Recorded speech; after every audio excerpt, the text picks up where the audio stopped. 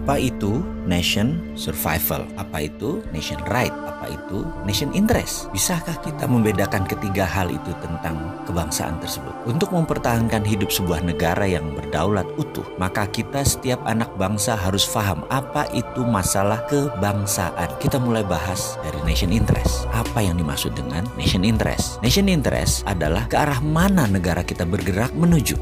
Sebentar, kita ini jangan-jangan ditanya nation itu apa, state itu apa, atau dalam bahasa Indonesia bangsa itu apa, negara itu apa, nggak ngerti ngebedainnya. Betul ya? Masih bingung? Kita bahas lebih dalam. Bangsa Indonesia itu jadi lebih dulu dari negara Indonesia. Bangsa Indonesia itu jadi lebih dahulu ketika Sumpah Pemuda tahun 1928 dengan mengatakan berbangsa satu, bangsa Indonesia. Maka sejak saat itu jadilah bangsa Indonesia. Sementara negaranya, negara Indonesia baru jadi setelah 17 Agustus 1945. Baru ada yang namanya NKRI, baru ada negara atau state. Bangsa atau nation itu ada haknya, ada right-nya, dan ini yang harus ditegakkan. Bagaimana menegakkan nation interest? Dalam jangka panjang, kita ini harus memiliki sistem bernegara yang kuat. Kita ini harus memiliki sifat bangsa yang penuh dengan kompetensi. Salah satu pentingnya bernegara adalah kita memahami prinsip bernegara. Yang membedakan negara Indonesia dengan Singapura, yang membedakan Indonesia dengan Cina, yang membedakan Indonesia dengan Amerika adalah prinsip bernegara masing-masing. Ada value yang ditanam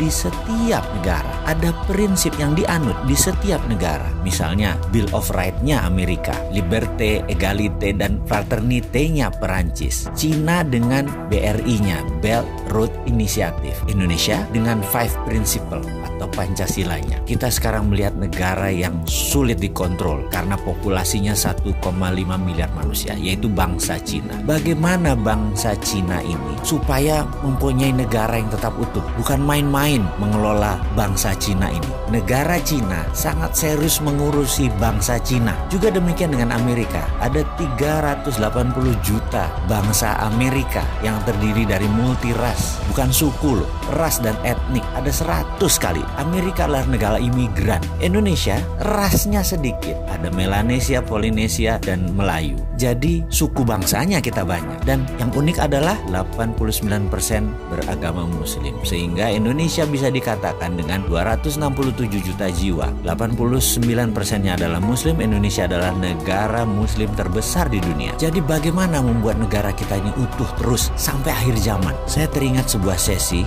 dikala saya masih aktif di sebuah lembaga negara urusan pertahanan. Kami diperlihatkan, ditontonkan film dokumenter yang sangat menarik. Film ini adalah bagaimana Cina membangun doktrin bernegara masuk ke bawah sadar anak-anak bangsa Cina. Diperlihatkan melalui kamera CCTV di video tersebut di sebuah tempat penitipan anak. Karena kala itu banyak sekali suami istri yang bekerja di Cina dan anak semata wayangnya dititipkan di tempat penitipan anak milik negara. Anak itu usianya berkisar 3-5 tahunan. Ketika mereka sehabis makan siang, mereka pun tidur siang secara bersama-sama. Kira-kira jam 1-an kira-kira. Dan baru terlelap 15 menit lalu disetel lagu kebangsaan Cina. Ajaib, anak-anak itu bangun berdiri tegak sikap sempurna. Walaupun matanya tertutup, badannya doyong-doyong. Sampai lagu tersebut berakhir kira-kira 1,5 menitan. Lalu mereka melanjutkan tidur lagi. Dan ini bagi saya luar biasa sekali. Lalu ada di sesi lain. Mereka kan tinggal di rumah susun, yang apartemen itu. Dimana di sore hari banyak anak-anak lagi main basket, main bola, main tai chi, dan beragam aktivitas sore. Pada pagi dan siangnya, di tiang-tiang itu dipasang speaker toa banyak oleh sebuah tim. Ketika puncak kegiatan mereka kira-kira jam 5 sore, kembali diperdengarkan lagu kebangsaan Cina. Apa yang dilakukan? Anak-anak tadi yang lagi lari, lagi bergerak, tahu-tahu anak-anak itu semuanya diam,